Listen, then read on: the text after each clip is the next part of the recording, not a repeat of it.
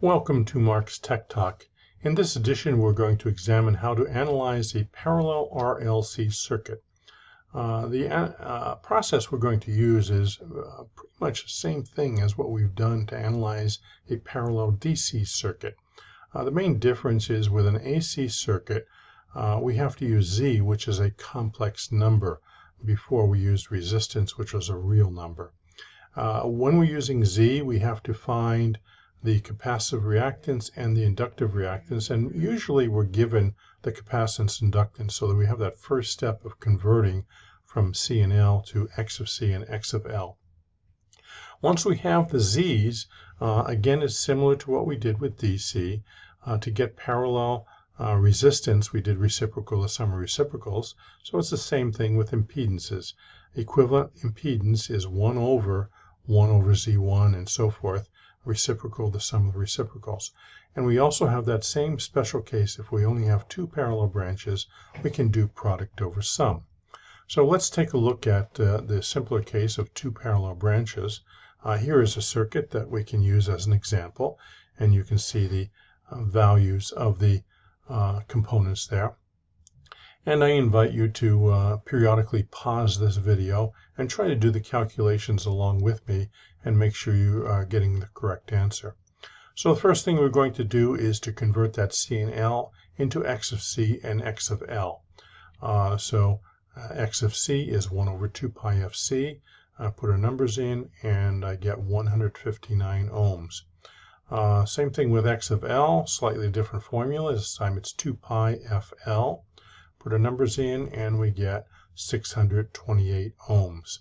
So I'm going to put those two numbers aside, and the next thing we're going to do is to simply find the total Z of the circuit. And because it only has two branches, I'm going to do product over sum. So the first branch has a 5K resistor, and the X of C is 159. So remember, with the X of C, you put a minus J in front of that. And then the second branch is 3K, and then the X of L is 628. Because it's X of L, we put a plus J in front of it.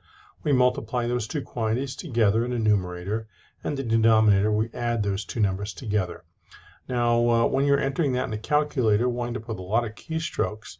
So what you may want to consider doing is to take the two complex numbers, the denominator, and add them together.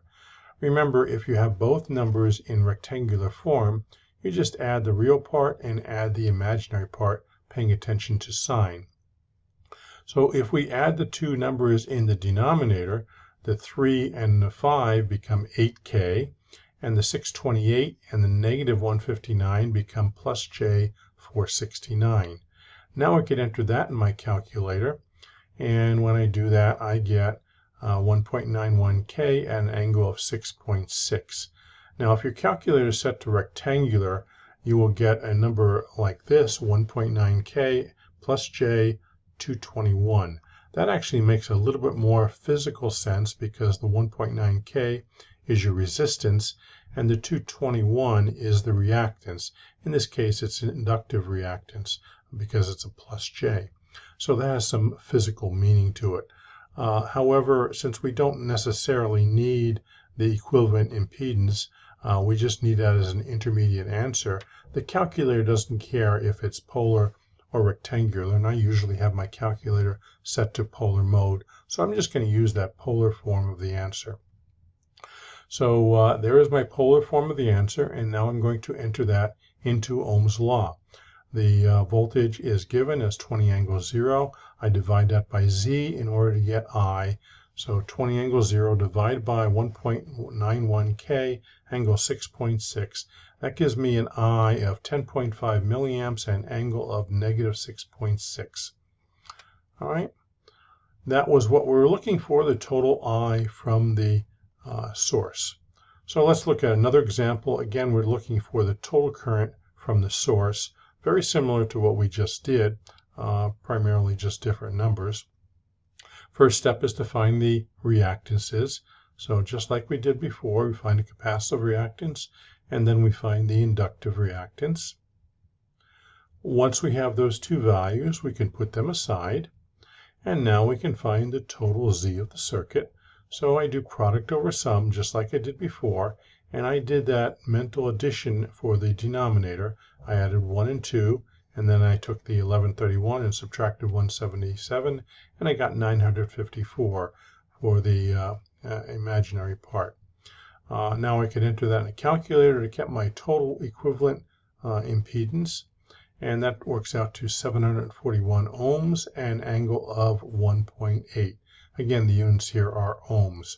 So now I'm going to utilize that in Ohm's law. I get a total current of 15 angle 0, divide by my 741 angle 1.8, and what I get is 20.2 milliamps and angle of negative 1.8. Okay, what I want to point out at this point is that you could, if you wish, you solve for this a different way. I can actually find the current in each individual branch first, and then using Kirchhoff's current law, I can add those up. So let's find I1 and I2 and see if we wind up with the same answer at the other end. So I1 will be simply the current in the first branch. Voltage is the same across both branches. So it's 15 angle 0 divided by the Z of the first branch, which is 1K minus J 177. First branch is the one on the left with a capacitor in it. And I get 14.8 and angle of 10 for my current, and of course that has units of milliamps. And then I2, I get 15 angle 0 divided by 2K plus J 1.13K. That is the inductive reactance, so that's the right-hand branch. So that current works out to 6.53 milliamps and angle of 29.5. Again, your units there are milliamps. So the total current would be simply Kirchhoff's current law. I1 plus I2 will give me my total, and that works out to be 20.2 at an angle of negative 1.8. And that's exactly the same answer as we got a moment ago for this problem. So it's just two different ways to solve the same problem. All right, here is another of the similar problem, and we're going to this time also find I1 and I2. The main difference here is you're not given the inductor values, you're just given the inductive reactance, okay? So we have 2 resistors and 2 inductors, inductive reactance given, so we're skipping that first step of finding X of L. All right, so I for the first branch is simply voltage divided by the Z of that branch, which is the resistance, plus J, and then the inductive reactance, which is in this case was given, so that's 5K. So that works out to be a value of 1.87, angle minus 51 milliamps. We're going to do the same thing for the second branch. Just remember we've got to write the current first, the resistance first in the denominator. That would be 7K, and then the inductive reactance is a plus J 6K. Okay, so regardless of what order they are in the circuit, you always have the resistance being the real part and the reactance being the imaginary part. Okay, so I do that arithmetic with my calculator, and I get a value of 1.3 angle negative 40 milliamps. And just like before, I can now find the total. In this case, I actually asked you for the individual ones in addition to the total. So there is the first 2 portions of the answer. And then the last part, I'm simply going to add those up using Kirchhoff's current law. And what I get is 3.16 angle negative 46.9 milliamps. That's the total current. All right, so that's the last of the currents. You have the total and each individual branch currents. We have solved the problem. Let's go on now to a slightly more complicated, just because it has 3 branches. And just like we did before, we're going to skip that first step of converting from capacitance to capacitive reactance and inductors to inductive reactance. So we're given the reactances directly here. Once we have the reactances, it's really easy to find the Z of each branch. But because we have 3 branches, we can no longer use product over sum. We've got to use the more generic formula, the reciprocal of the sum of the reciprocals. So I'll write that out. And the first branch is 20K minus J 10K. Second branch is 15K plus J 5K. And the third branch is 0 minus J 15K. Okay, remember, if it's an inductor, it's plus J. If it's a capacitor, it's a minus J.